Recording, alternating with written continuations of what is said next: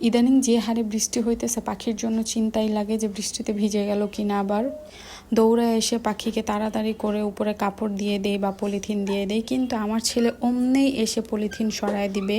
কি যে একটা বিরক্তিকর। পাখিগুলো মূলত আমার ছেলের জন্যই আনা, কারণ ও পাখি অনেক বেশি পছন্দ করে, কিন্তু আমি কতদিন যাবত ওকে বারান্দা একদম আসতে দিই না, কারণ ও পাখিদের অনেক বেশি বিরক্ত করে। পাখিদের লেজ ধরে টান দেয়, পাখির পানি ফালায় দেয়, পাখির খাবার ফালায় দেয়, ও অনেক অত্যাচার করে। আবার পাখির খাঁচা উঠায় দেওয়ার চেষ্টা করে যেন পাখি চলে যায়। ইদানিং ওকে আমি পাখির সামনে আসতে দিই না, কারণ পাখিরা কতগুলো ডিম দিয়েছে, ও এসে এত ভয় দেখায়, এত বিরক্ত করে যে পাখিরা অনেক বেশি ভয় পায়। আর এদিকে নাইম ওদের জন্য কি খাবার দাবার নিয়ে আসছে। পাখি পালাও কিন্তু নর্মাল ব্যাপার না, এগুলো পালাও অনেক কষ্ট। এদের জন্য চিন্তা করতে হয় কি খাবে, আবার বৃষ্টি আসলো কিনা, ভিজে গেল কিনা, একটা কি অবস্থা। আর পাখিকে ট্রে পরিষ্কার রাখে, এগুলো সব নাইমই করে, আমি এগুলো করি না। তো যাই হোক, সকালে আমি আমার হাজব্যান্ডের জন্য রুটি বানাইতেছিলাম।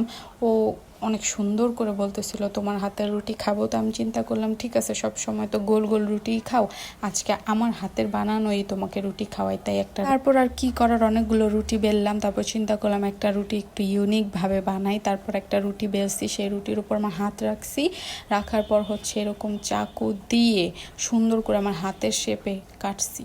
কাটার পর যে কি সুন্দর হয়েছে, পুরো আমার হাতের একটা শেপ। যেহেতু জামাই হাতের রুটি খাইতে চেয়েছে, হাতের শেপে রুটি বানায় ফেলছি। আপনারা চাইলে এই ইউনিক ডিজাইনটা, ইউনিক আইডিয়াটা অ্যাপ্লাই করতে পারেন, হাজব্যান্ডকে সুন্দর করে এরকম রুটি বানায় খাওয়াইতে পারেন, দেখবেন ভালোবাসা কত গুণ বেড়ে যাবে। আবার অনেক হাজব্যান্ড এইসব রুটি নাও খেতে চাইতে পারে।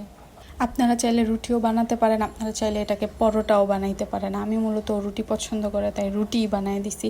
কি সুন্দর লাগতেছে না? আমার কিন্তু অনেক গুণ আছে, কাজে লাগাই না। তো যাই হোক, ইটস ফর টুডে। আল্লাহ হাফেজ।